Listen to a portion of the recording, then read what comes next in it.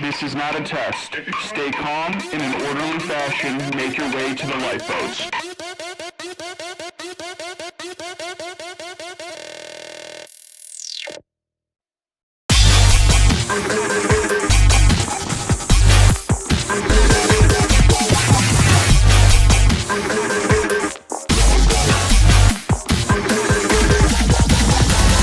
Mayday, the ship is sinking.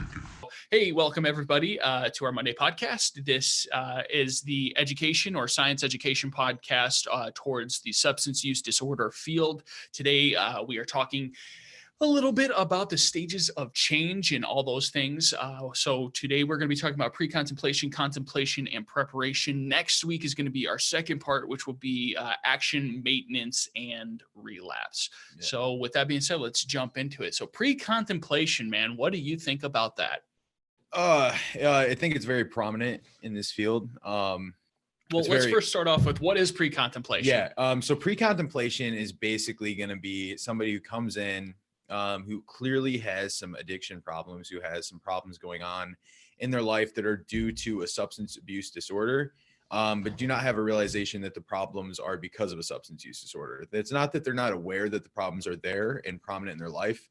It's more of the fact they can't tie the problems to the substance use disorder. Yeah. So a lot of it it's what we like to call the cognitive dissonance. It is the individual has difficulty recognizing that what is happening in their life is either directly influenced by, or it's because of, or is a part of their disease. So they're using alcohol, they're using cannabis, they're using heroin, meth, anything like that. And it's to the point in their life where their life is just kind of like a house of cards tumbling around them. Right. It's not a good situation. A lot of times when people are in this place, they have sometimes even given up on life. They're kind of just on autopilot.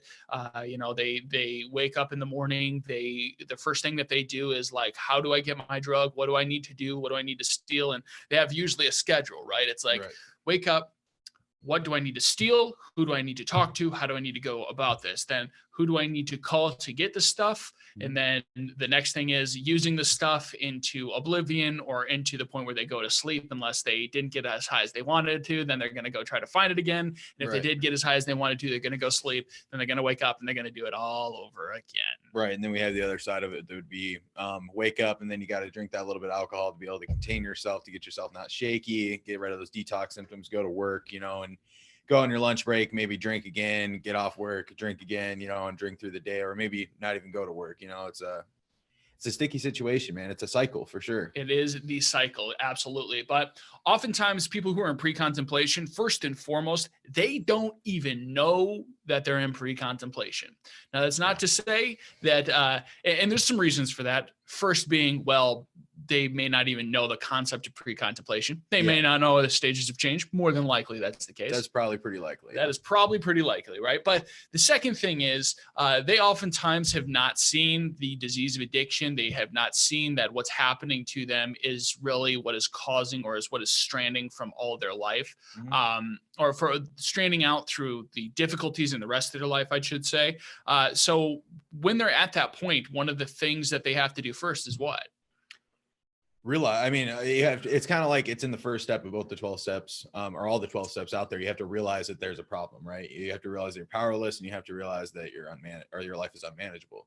It has to all tie back into the substance or the alcohol, whatever it is. It has to tie into that is what is causing my problems. It's not that, oh, well, I just, it's been rough at work and the times are hard and, all that. It's like, yeah, that may be true.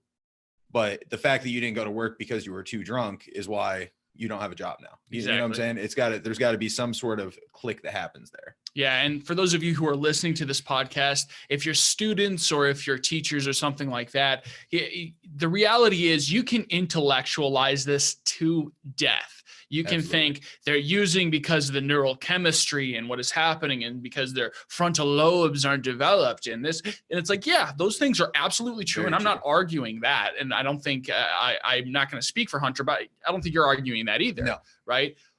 But the reality is, what is kind of book smart, what is, the science versus what is the actuality, and the individual that is struggling with addiction are two different universes. Right.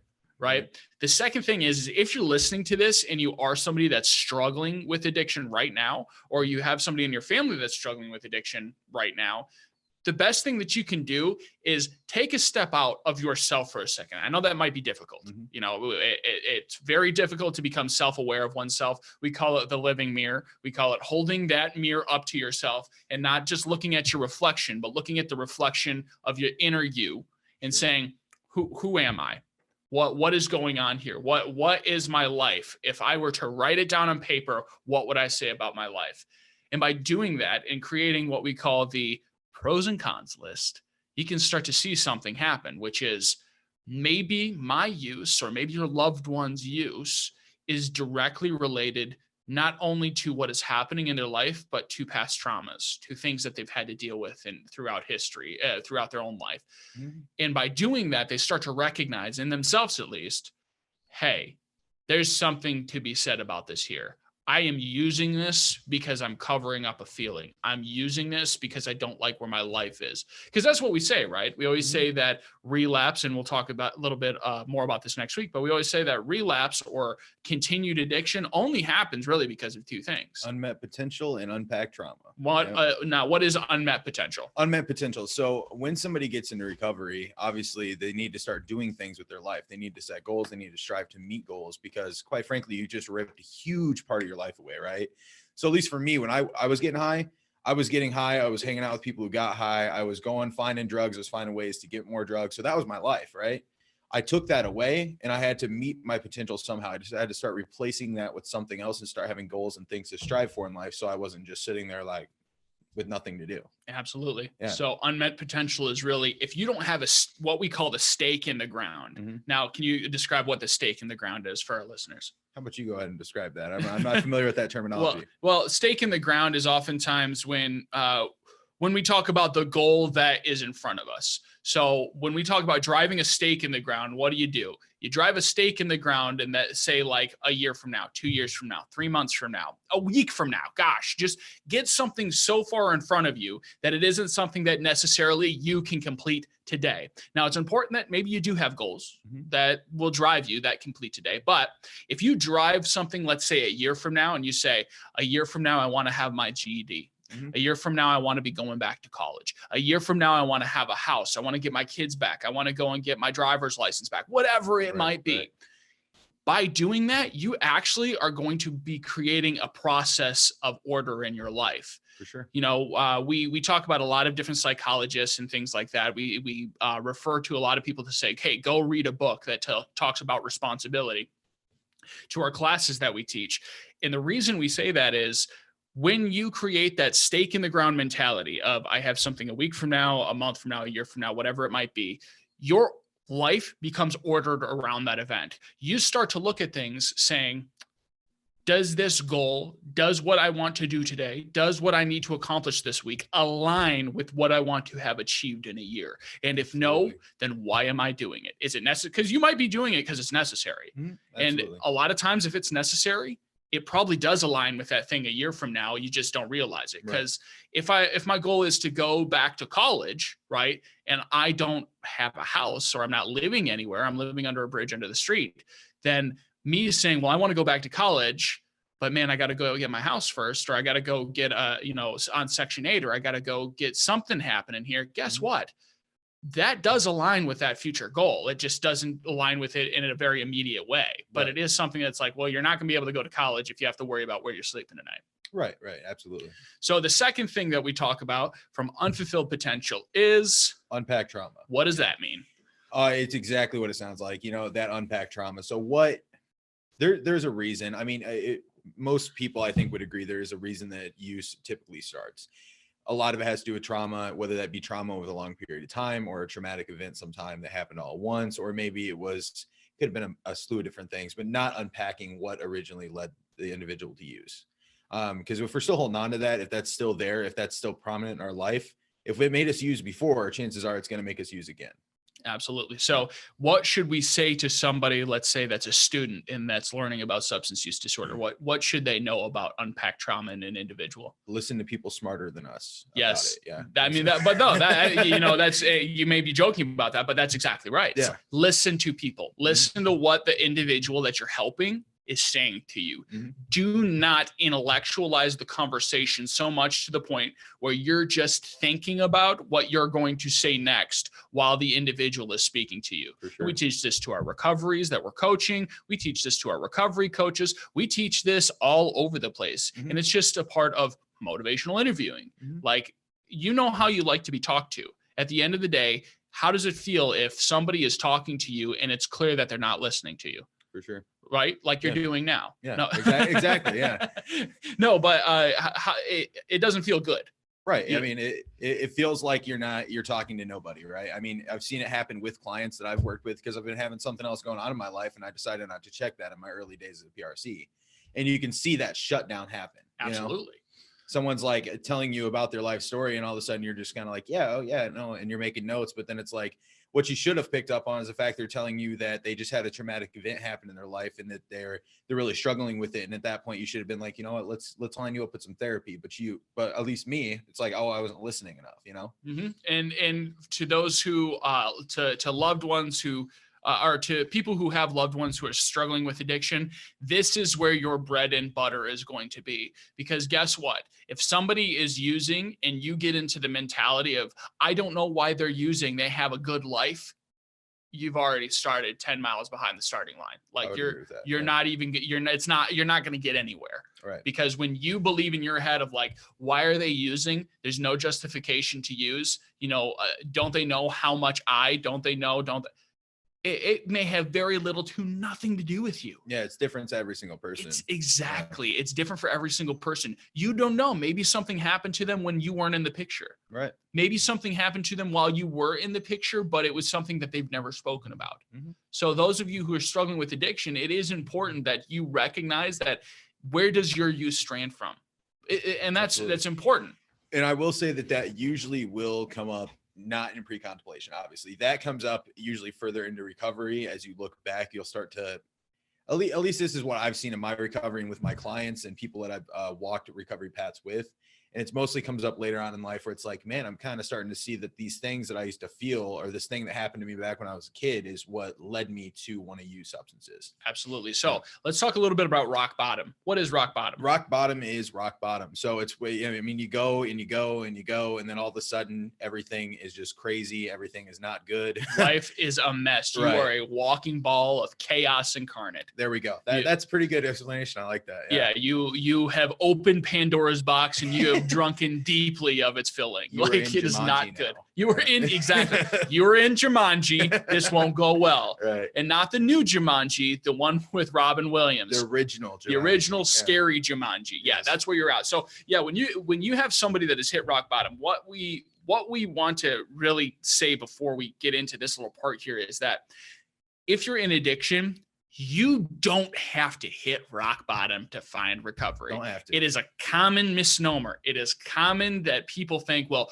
first he's got to hit rock bottom and then and only then he'll come into recovery. It's like, you don't want to hit rock bottom because if you hit rock bottom, you usually only have one of two choices and they're not good. Yeah. Right? It's either die or recover. Die or recover. That is what you got. I'm Right. either going to die by using, die by taking my own life, die by just, what is the natural state of things? Atrophy. Right. So just die, keep on doing what I'm going to do, or I'm going to find my way out of this place. Right. I mean, I used to talk to my mom about addiction. I have a family member who's very close to me who struggled with alcoholism.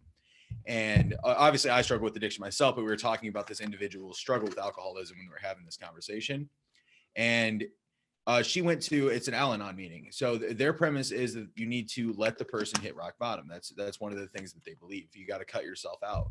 And one thing that my mom said that I think was very prophetic, and she didn't realize it, was that every time someone hits rock bottom, they don't necessarily bounce. Mm-hmm. So it is a risk to say, okay, I'm going to let myself hit rock bottom in order to finally shock myself into recovery. And it's like, that does not need to happen. I mean, I've watched enough cartoons in my life. When you hit rock bottom, it's tantamount to when the guy jumps, the cat jumps out of the building and there's like a 10-foot deep imprint of their body on the pavement. Exactly. It's not a good situation. You do not want it to happen to you. And it hurts. It hurts. It does. A lot, because if you're hitting rock bottom, here's the thing that I promised you. At that point, you have affected not only yourself, but other people. Absolutely. And I mean, it's also important to note that rock bottom, there's no like rock bottom is when you lose your job, lose your car, when you're homeless. It doesn't, you can't say that because no, rock it's not bottom is unique. different. I mean, it's unique. I shouldn't say not unique, but it's very unique to each individual. Right. A lot of times rock bottom can take the shape of, I lost something I wasn't willing to lose. Mhm. I still have my car. I still have my home. I still have this. I have that, but I don't have the respect of my parents. Right. Or so it can be that simple, or it can be, I lost my car. I lost my home. I lost my kids. I lost everything. Right. Could also be that. And then I got shot. And then I was like, you Yeah. know what, maybe it's time to, maybe I need to throw back in here. So, Right. One good thing that we like to tell our recoveries that we're teaching to be coaches, and one thing that we want to tell all students and all students, all loved ones that they have somebody that is struggling with addiction is this comes down to decisional balance. It comes down to an individual's ability inside of themselves to say, you know what, I need to do something about this. Until they've reached that point, it probably is not going to happen. Not to say it won't, but it probably won't. And that's where it comes down with pre-contemplation. Before they make that admission, pretty much the only role of outside people, and this is the same role a PRC takes, is to get them to realize that their problems are due to substance use. That is, I mean, family members, peer recovery coaches, professionals, that is like the only thing that we can really do if somebody's in pre-contemplation, is to try to maybe be that outside looking in force and say, it's a lot of stuff happening. You lost your car, you lost your job, you lost your house. Do you think it might be because of the substance use? And it's just, that's all we can really do, is just try to get them to see the connection between the substance use and the problems that are occurring in their life. Now, as you know, for those of you who are listeners and all that kind of stuff, you probably know by now, or you are just finding out, that I like to talk about archetypes. I like to talk about like deep underlying things inside of us, why we as human beings do what we do. I'm somewhat of a sociologist in that way. I do have a degree in psychology. But at the end of the day, it does come down to, there are more people who are in pre-contemplation than are in any other step or in any other stage of change. And it's just a matter of fact, and unfortunately, there's two frameworks of pre-contemplation. There are those who are in pre-contemplation who have no concept that their behavior is affecting anybody, who are, for lack of a better term, they have a wall in front of their nose. That's what I like to say, is they do not see anything around them other than themselves. And they like to be very selfish. They like to do their own thing and all that kind of stuff. The second lane of pre-contemplation is an individual who is like that. However, the pressures of the world have started to come crippling in, which is, they're all of a sudden in drug court. They're in front of the judge, and they themselves are saying, I don't have a problem. But the judge is saying, self-evident truth time, might want a reality check. You're not in front of me because you don't have a problem. Right. Same thing with a loved one. I don't have a problem. And then the loved one says, well, you can't live here anymore. I don't have a problem. Because this is an issue. In stages and in places like that, the best thing that somebody can do to help that person in recovery is get help themselves, is find somebody out there as a support system. And we've said this before, we'll say it again. You want to have somebody that knows more than you about how to handle the person in pre-contemplation. So you have to go to things like Families Against Narcotics. You have to go to things like Nar-Anon. You got to go to those places where there's going to be people who can talk to you and say, hey, you might want to take this step. Because guess what? Just like they have a wall in front of them, you got a wall in front of yourself a lot of the time. You're too close to it. You don't see the reality of it, right? Nobody wants to believe that their loved one is struggling with addiction. That's a hard admission. Of course not. And the pre-contemplation is located in Egypt, for those who don't know, because it's really close to denial. Oh, snap. No, pun but it's intended. Yeah, very, very much pun intended. But people in pre-contemplation are going to be avid deniers of the reality around them. And it's really interesting because, I mean, this goes into some of the most powerful tools that humanity has in their mind, which is cognitive dissonance and denial.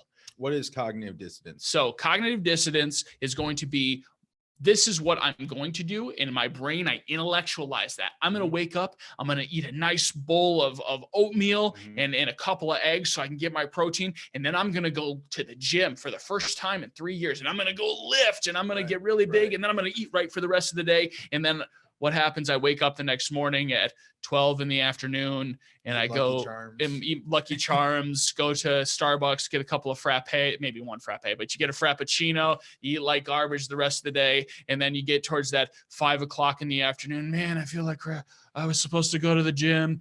And you're like, but tomorrow I'm going to eat that bowl of oatmeal. But you know what? The first of the month is always been really great. That's my favorite one for the negotiation. The first, what is it? Rent is due on the 1st and 15th. Yeah. The first of the month, and then you get past the first of the month. Oh, the 15th in the month, that's a really good, but it's not a Monday, it's a Thursday, so that's a weird day to start. So you start to negotiate. That's where you're going to be with somebody who is in recovery, or who is in pre-contemplation, I should say. Because they're going to be in that place of they're in constant negotiations. One more 8-ball, one more this, one more that, and then I'm done. Because here's the deal. People who are in early pre-contemplation, which means that maybe they have 2 years in the disease, maybe a year in the disease, they may not be willing or ready to have a conversation yet. Why? They're still living at their parents' house. Their car still works, albeit incrementally. They are still holding down a part-time job at, Quiznos. Well, and their life is still good. Their dopamine hasn't completely been destroyed yet. Flatlined. Right. Yet. I mean, there's still positives to their using, Exactly. Versus late pre-contemplation, they are completely engulfed by the drug. Right. And they're like, I want to stop doing this. And they are in that, like we said, that negotiation stage.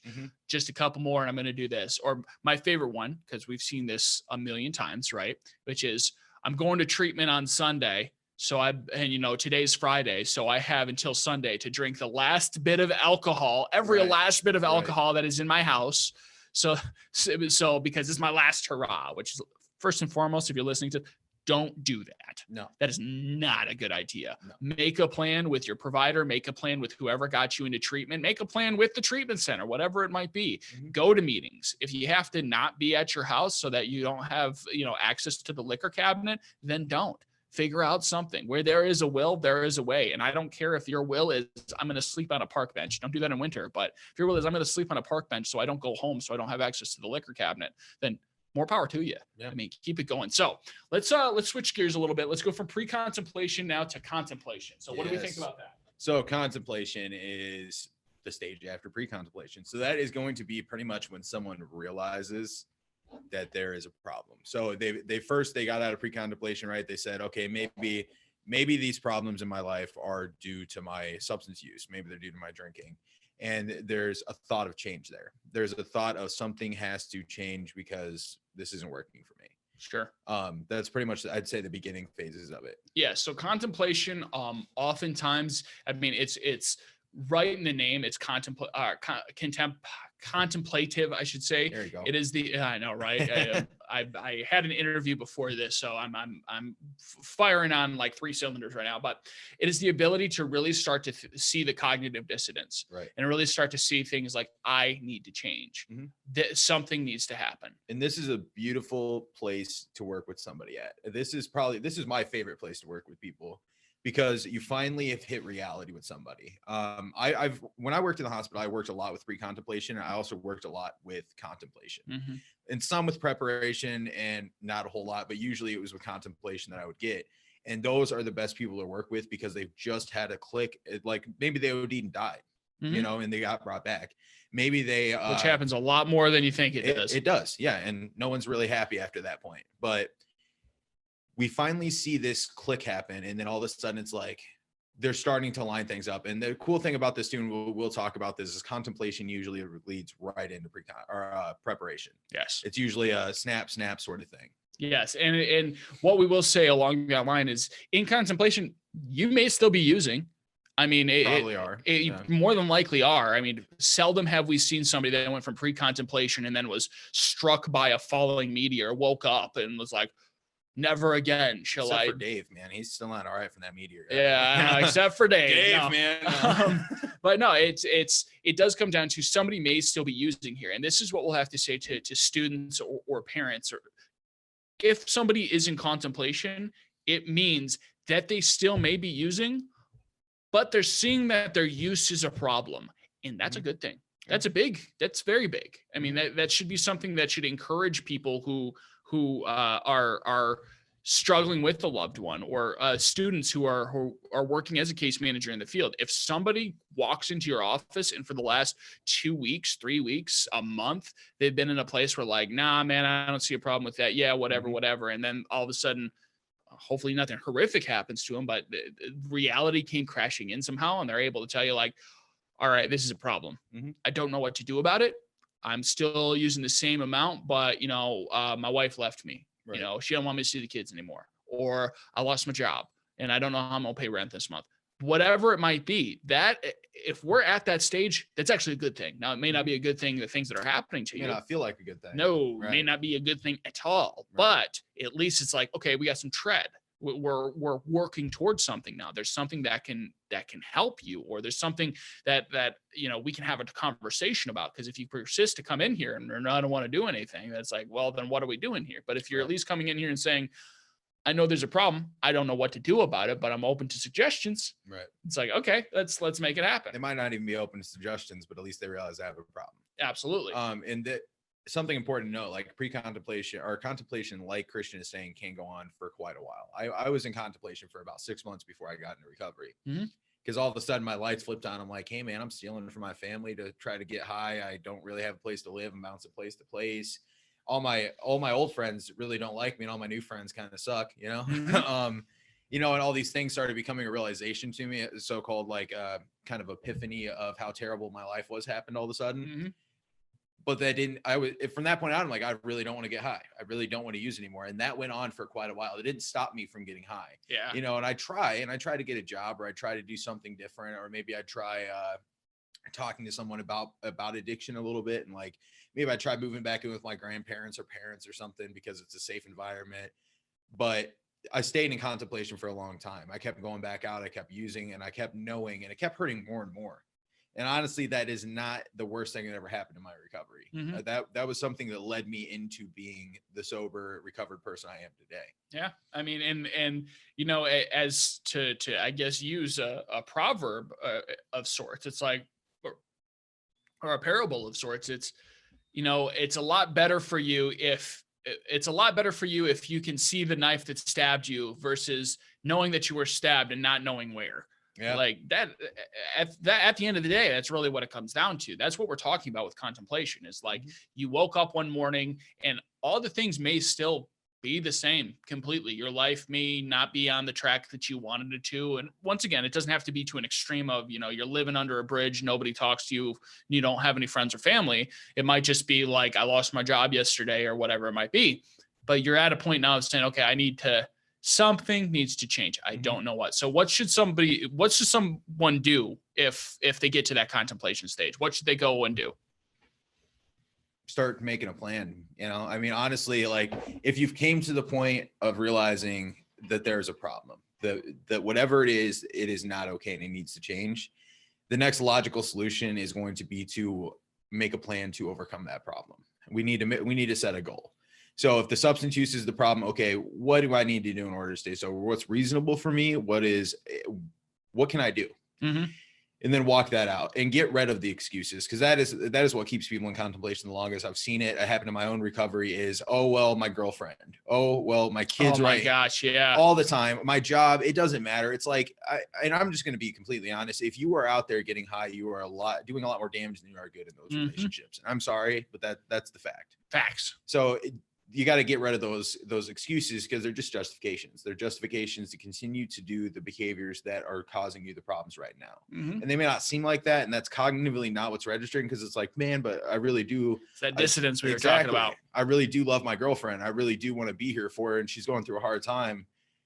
But you need to take care of you. Otherwise, you're not going to be good for anybody else. Yeah. And I think you're right on with that, because if somebody if you're in that place where you're using and then you're in contemplation where it's just like, I know my use is a problem, but I'm going to continue to use, you do need to start making that pros and cons list very quickly. Mm-hmm. You start, and it doesn't have to be physical, but you do need to start having a very real conversation with yourself.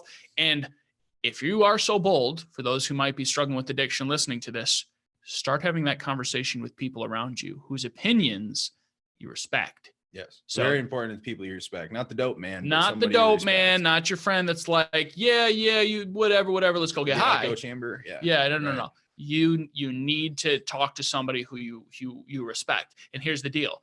That person may not want to talk to you.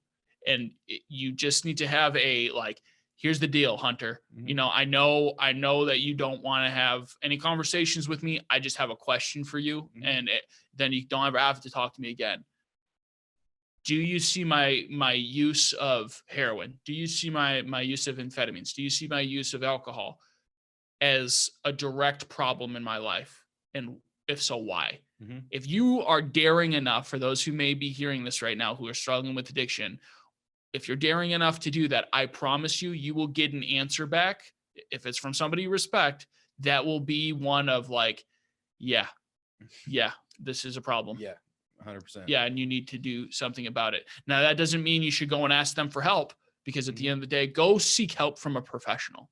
Right. Go seek help from somebody that knows generally what they're doing. And I don't mean, I should rephrase that. Not necessarily a professional like that gets paid and that's going to bill your insurance, because it could be, you could start going to the tables. You could start going to the AA meeting or the NA meeting. You can like, okay, so for instance, I want to just throw out a little advisor, I don't know what to call it, but a little piece here. So I went to my mom for help because I really had nowhere else to go. There's nothing wrong with going to a family member and saying, not at all, hey, I need something. Like I can't do this, because I mean, a lot of the times it's really hard in our addiction to know the right people to call unless we've been through the process before.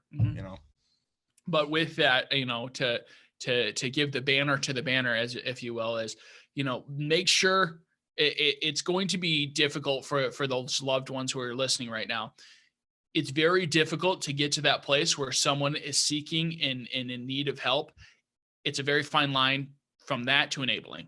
And you have to be very cautious. Yes. Very, very cautious. That's why we say, like, it is a good idea for you to get into some kind of support network for you so that you can relay off ideas, because those people who are struggling with addiction, those people who are attempting to find some form of recovery in the contemplation stage, they are still functioning many a times with some pre-contemplative mentalities. Right. There's manipulation going on. There is. And here's the thing. I'm not saying that those people are no good, dirty, rotten scoundrels because they're manipulating. Right. Mm-hmm. But what I am saying is, well, especially for somebody who's been using for a while, more than likely manipulation is one of their coping mechanisms. It's how they know how to navigate the world. It's how they know how to function. Mm-hmm. So when they are completely responsible for trying to manipulate you, but if they try to manipulate you, it shouldn't be taken as like horrible, no good, you're a bad person. It's like, no, they're trying to get into recovery. This is just how they know how to do it. They're not quite sure. So once again, if you're a parent or a loved one, find somebody who's going to be able to support you. Families Against Narcotics, Nar-Anon, something in that vein. Have them sit down with you, have them draw up the plan like they're going to. And that's when you can start really navigating that with a loved one. And in doing that, the individual is going to come to you.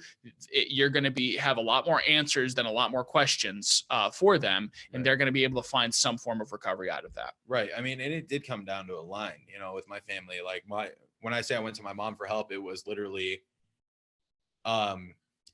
if you want something from me, you're not going to get it, but I'm here for you if you want to go to rehab. And that's a great place to be. I mean, it's a great place to be. We talk quite extensively about boundaries, and that's definitely something that we're going to be talking in the midst of some of the podcasts for those of you who are going to continue to listen.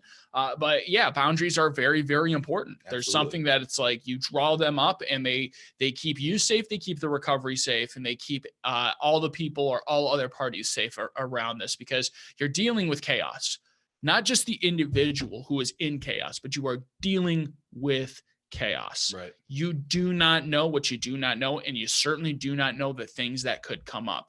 You don't know when Hunter's going to get into recovery, and then he finds recovery. And then all of a sudden that drug dealer comes out of the woodwork from 3 months ago and tries to offer him some new stuff, or even worse, comes out of the woodwork from 3 months ago after Hunter's just gotten out of 90-day treatment and is wondering, where's my money? Like, you don't know. So you have to be very careful. Boundaries are exceedingly important. Absolutely. So one of the other key things that you are going to oftentimes see in people who are in the contemplation stage is a seeking out of information. 100%. Yeah. Right. Yep. And this is where really, really good advice and surrounding yourself with people that know what the heck they're doing as a parent or loved one is going to go a long way, which means read literature, read books, talk to people, go on websites, go on blogs, have conversations, listen to our podcast, right? Not for the shameless plug, but there it is. Listen to podcasts, listen to people who know what they're doing, who work in the field, who are going to be able to advise you about what the next steps are. Do not do this on your own. Because if you're a parent and you try doing this on your own and just kind of going into the wilderness and not having any idea about how to navigate this, you're going to be taken advantage of. More than likely, you're going to be hurt. I mean, that's just how it goes. So once again, there is going to be distress around this. This is often one of the most stressful times in recovery because it's the very beginning. If you think about recovery as like this new concept to the individual, recovery is, there's millions upon millions upon millions of people who have recovered over the last 100 years. Right. That's a fact. They've done it through programs. They've done it through guidelines. Some of them have done it through spirituality, themselves, religion, whatever it might be.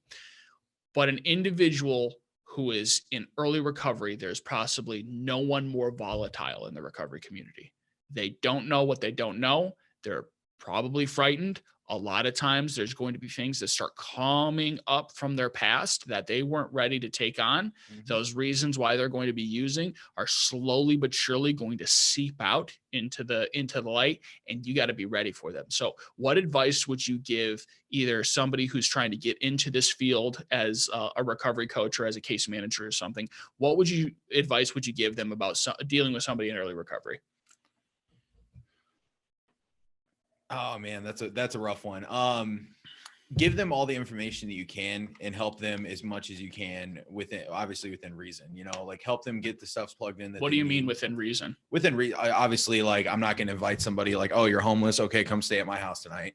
Like within reason, within boundaries, within ethical considerations. Right. So, if I'm working with someone in early recovery, really my first step is going to be trying to get them to walk into the doors of a treatment facility or going to a detox or something more formalized to where their contemplation stage is while at a facility. Well, and I will say this, that isn't necessary. We believe in multiple pathways. We do, right. We believe that it is very possible for people to recover on their own. And we certainly believe that meetings are fantastic, that people should go to meetings, 12-step, smart recovery, all different kinds of things. However, in the field that we work in, that we get paid by agency, or, we get paid at the state level to do this work, this is usually our golden path. This is usually the path we take. So keep going. Yeah. So in that early stage, usually I want to try to get somebody into some sort of a treatment facility where they can get the knowledge and information that they need and have a safe environment in order to recover. Because most of the individuals that I've found in recovery and still in active addiction and early recovery don't really have a safe environment, don't really have a support network. They don't have a safe place to stay. It's unsteady. Maybe they're staying at a friend's house that's using, maybe they're staying at the trap house, maybe they're staying with their parents. So whatever it is, it's not really a secure spot to stay. So I want to take somebody out of that situation one way or another, and I want to put them somewhere safe. I want to line them up to get to where they know they can lay their head at a safe place every night. They know they're not going to be surrounded by drugs and alcohol, and they're going to be on the right pathway. And then the other kind of bonus of that is like, there's a lot of knowledge dump. There's a lot of self-realization that happens in a treatment facility. If somebody decides to stay. And it also, and that's what we'll talk way more extensively about this, but we like to, our label that we have for it is somebody going to summer camp. What we mean by that is if they're going to treatment basically because they just want, 3 hots and a cot, and they just like, they're treating it as a summer resort, and I'm going to go there for, a month and just get clean and sober minded. And then I'm going to come back out and keep on doing what I'm doing. We consider that you're going to summer camp then, like versus somebody who's really taking it seriously. Somebody who's going in, it's like, this could be the moment. This could be the moment I change everything. For sure. So yeah, that's pretty much what treatment provides, is that moment for somebody to change everything. And then a lot of treatment facilities, I would also recommend 3/4 housing afterwards if you're in a very unsafe environment. So I guess that I'm going a little bit further than what we need to, I think. But when someone is in contemplation and stuff like that, I want to work with them. The advice I would give is get them somewhere safe to where they can start the recovery process, because there's no way to get into a safe environment while still living in a crack house. I'm sorry, it's not going to happen. Sure. And I don't care what pathway you're in. I mean, I don't think anyone would argue that you can live at a drug house and not use substances when you're trying to recover. So that's probably the best advice I can give somebody for dealing with someone in early recovery and active addiction. If that's not a possibility, continue to give them knowledge and resources, continue to pump them into meetings or whatever things they're willing to do in order to gain that knowledge and have more people telling them maybe a different pathway they can go about their life. I think that's fantastic advice. So let's go on to our last one for today's podcast, which is preparation, which is a very interesting one. It is. Okay. So preparation. Yeah. Preparation is pretty much, it can happen really quick after contemplation, or it can happen a long time after. And that is going to be, we have a plan and we're going to start following through on that plan. So we see the target behavior that's causing the problem. We see a way out of it, and we're kind of starting to walk that pathway a little bit. And maybe we're not even walking it. Maybe we're just thinking about it. Maybe it's there and we're like, that seems like a really good idea. We're lining things up in order not to continue with the troublesome behavior. Yes. And preparation is a point in time that can be a flash in the pan. It can go so quick. Usually is. And it usually is. Somebody who's in the preparation stage for an extended period of time more than likely has probably reverted back to contemplation. I would say, or there's a wait list at the treatment facility. I mean, or there's an exterior reason for that happening. But when an individual is in preparation, it's right in the name, which is they're prepping. They're prepping to get ready they're putting their affairs in order. Now, the biggest concerns with preparation is oftentimes and once again, this is depending on the individual, because everybody's recovery is different. 100%. But oftentimes you're going to get somebody who there is a litany of reasons why they can't get to the next step. And some of those reasons, guess what? They're going to be valid. And some of them are not valid. Not valid at all. Yeah. So a valid reason would be, I have, I'm a single parent and I have my child, right? And you're not in court involved. And this actually happens sometimes oftentimes than you think, right? They're not court involved or anything like that. I'm a single parent. I have my child. I need to go to treatment, but I don't talk to my family anymore. I don't have a place to put my kid. I can't do it. Right. Versus we've also talked to people like, I'm a recovery and I have my dog and my dog is my life and I'm not going to treatment unless I have a place for my life. Okay. One of those things is not like the other. Right. And I mean, to that person, that is very valid, but to that person, it is an absolutely justifiable reason. Right. But you as an individual who might be helping somebody in recovery, you may have to have the conversation with them of just saying like, look, what are we doing here? Right. How does this make sense? So I want to ask you, if you were to run into somebody, let's talk about that child situation, single parent with a child. Sure. What advice is that? What would you do if you're working with somebody in that situation? Multiple pathways model. So it's like, first and foremost, I'm going to ask, have we really stretched ourselves completely? So did we really explore all avenues? And I'm going to believe the recovery. And I'm going to sit down and just say, okay, humor me for an hour, humor me. Let's explore some avenues. Do you have loved ones that can do it? No. Do you have friends that can do it? No. Do you have extended family that can do it? Well, I mean, my aunt, my uncle, is like, okay, so now we have some tread. Right. But if they say no to that, then it's like, okay, multiple pathways. So how are we going to find recovery? Right. Maybe IOP. IOP. Counseling. Is a great, IOP stands for intensive outpatient. Or you can go to OP, just outpatient. Yeah. So it's like, at that point, it's like, okay, well, let's get a recovery here that makes you feel like you are moving in the right direction, that gets you a little bit more professional help so we can kind of weed out that kind of stuff. And then let's keep on moving. Versus, let's say if somebody, like I said, well, my dog, it's like, well, let's have a real conversation. I get that dog means the world to you, but I would ask them, and you know this probably more than most people, I'm a fairly direct person. Would you say that? Yeah. Fairly direct. I would agree. Yeah. So I would ask them, are you using that dog as a justification not to go to treatment because you're afraid that if you go to treatment, your life is going to change. Mhm. Are you worth changing? Is there really anything else in your life that you're holding on to? Or is that dog? And here's the thing, they may be completely honest in their fact is, yes, that dog is my life. And it's like, guess Right. what? If for somebody who doesn't have anybody, any friends, family, relative, anything that they don't have anybody else, then guess what? That dog very well may be their closest companion and their best friend. Right. Right. I mean, it's really, I saw I Am Legend, Will Smith and that dog when I mean, no, but really, like, it's like, I understand that that's a very real possibility there. Right. But I need to dig down and get as close to the truth as I possibly can. Because here's the thing, especially in early recovery, and we'll talk a lot more about this next week, but if they're not being honest with you, and they're not being honest with themselves, what can you possibly do? Because if you're basing your decisions as somebody who's helping the individual, whether you're doing it as a professional or as, a courtesy as, a loved one or friend, if you're basing it off of falsehoods, that's going to come back around you and hit you. And how many times do we see that where it's like somebody will say, I can't do it. I can't do it. I can't do it. And it's just like, what do? We sit down, you and I will have a conversation. It's like, there's something else here that they're not saying. And it does happen a lot. There's a reason there that they don't want to discuss. And I mean, kind of the sad thing is when a lot of the times when we hear in this stage, someone has a lot of reasons why they can't follow through.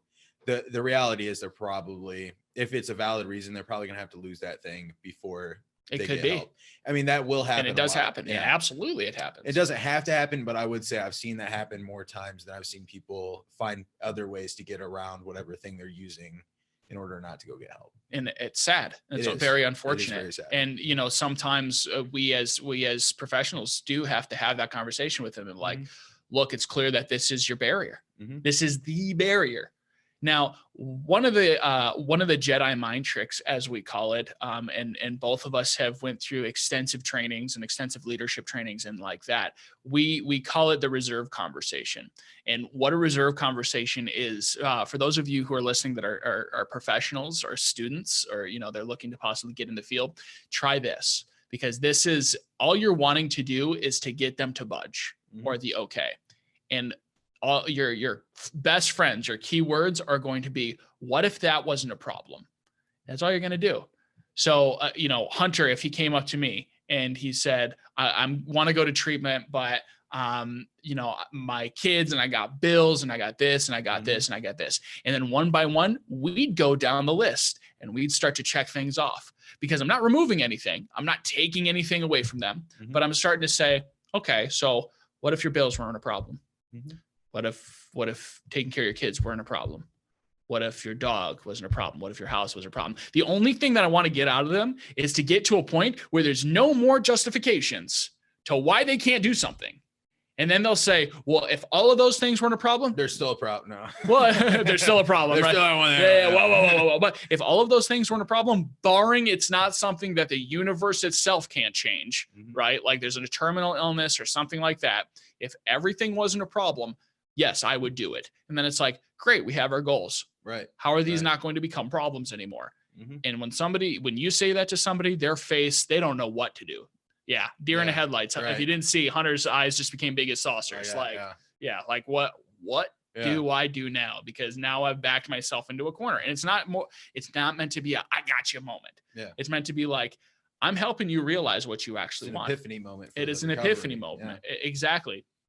And we'll talk pretty extensively about this when we get to like talking about, recovery plans and stuff like that. But just by having insider knowledge like that of what do we remove here? What do we remove here? What do we remove here? And then following up with a question of like, okay, how do we draw their goal that they want to accomplish to this moment right now? They'll get some tread, albeit a little bit strong-armed and by force, but they'll start to get some tread. And that's when you as a recovery professional or as a loved one or friend will start to see, do they really want this?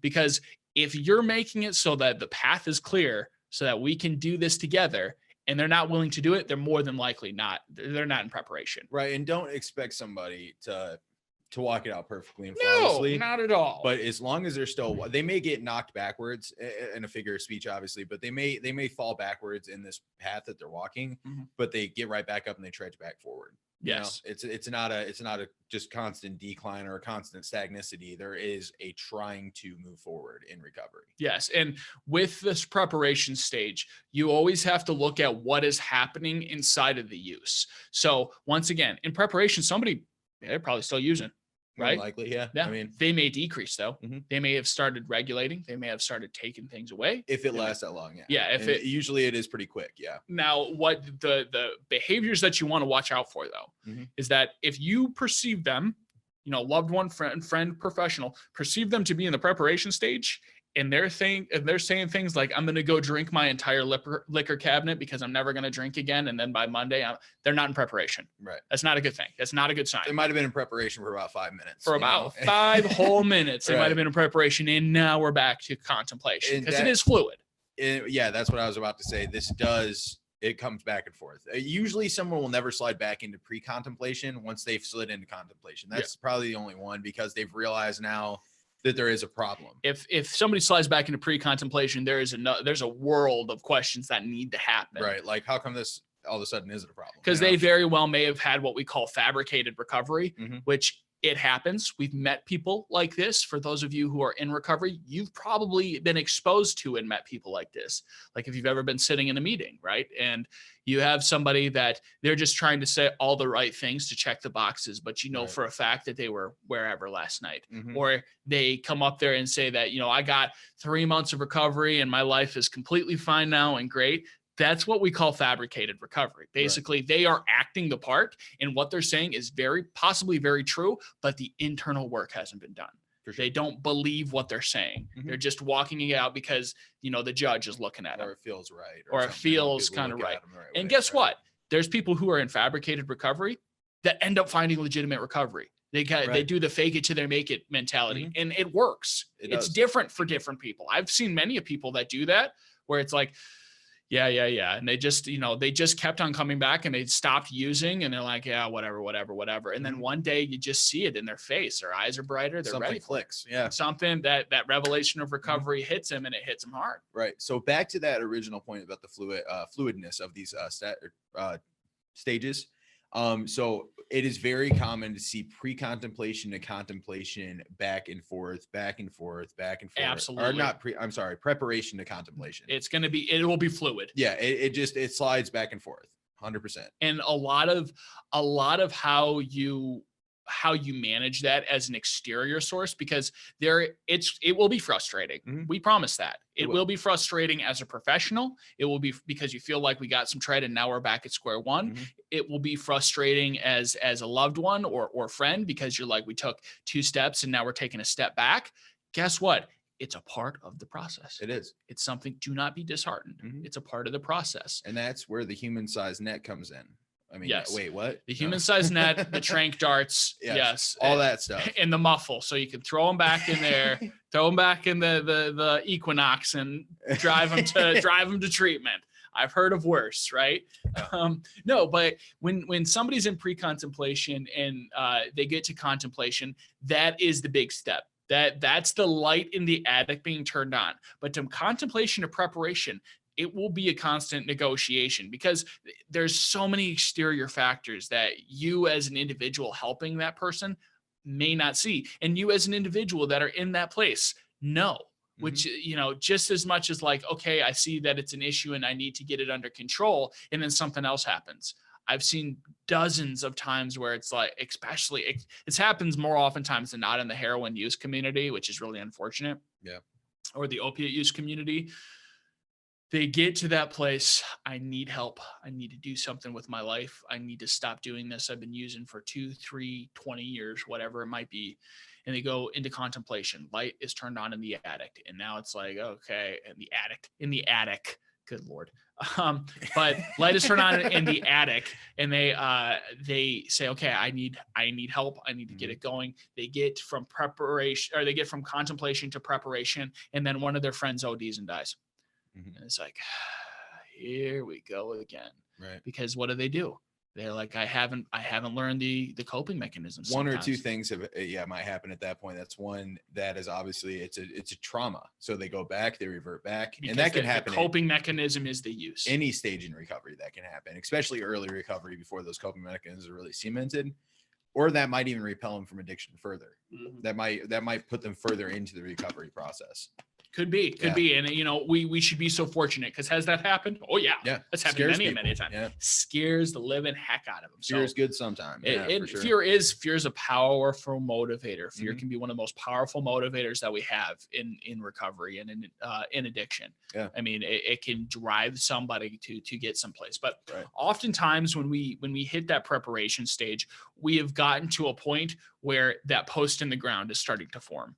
Now, it may not be clear exactly what it is, but it is clear that this needs to be the first step.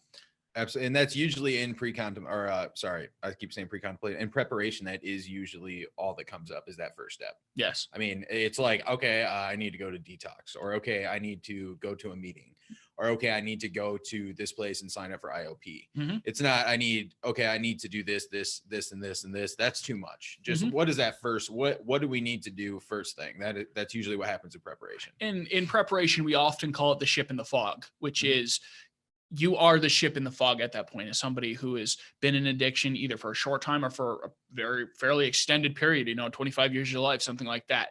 The ship in the fog mentality is, I can only see so far. But what I do see is that there's a lighthouse on the hill that slowly, there's a light that I see just faint in the mist. So all I need to do is I need to keep traveling towards it. So I need to go to treatment. I don't know what it's going to look like after treatment. Right. And that's okay. I don't know what it's going to look like after I hit all these meetings this week, but that's okay. And walk it out slowly but surely. Do not take on too much too early. And that is our biggest caution to professionals in this field. Do not put too much too early on an early recovery. It will 100% of the time fail. Right. I mean, I think everyone's probably heard of Taoist symbol relativity, yin and yang symbol, right? I believe I got that name right. I might have messed it up a little bit. Sorry if I did. But yin and yang, you need chaos and order. Yes. And if you take somebody out of active addiction and you rip that huge part of their life away from them, or they're ripping it out of themselves. I mean, you're not going to rip it out for them. But that part is now everything's chaotic to them because everything is new. We do not want to just delve somebody into chaos. We want them to have 1 foot in order, 1 foot in chaos, 1 foot in something that's kind of safe and secure to them, and then a foot in change, a foot in that chaos that's going to lead them into the next part of their recovery. But we can't have somebody pushed off into the chaos of the world, because that's going to lead somebody to a downward spiral that's going nowhere good. Absolutely. Absolutely. So with that being said, please join us next week for part 2 of this conversation, where we talk about the rest of the stages of change. We're going to talk about, what is it? Action, maintenance, and relapse. Relapse. Thank you so much. And we'll see you next Monday if you're listening to this for the educational purposes. And for those of you who are in recovery and looking to just hear meditations, we'll see you Wednesday. Thanks. Have a great one.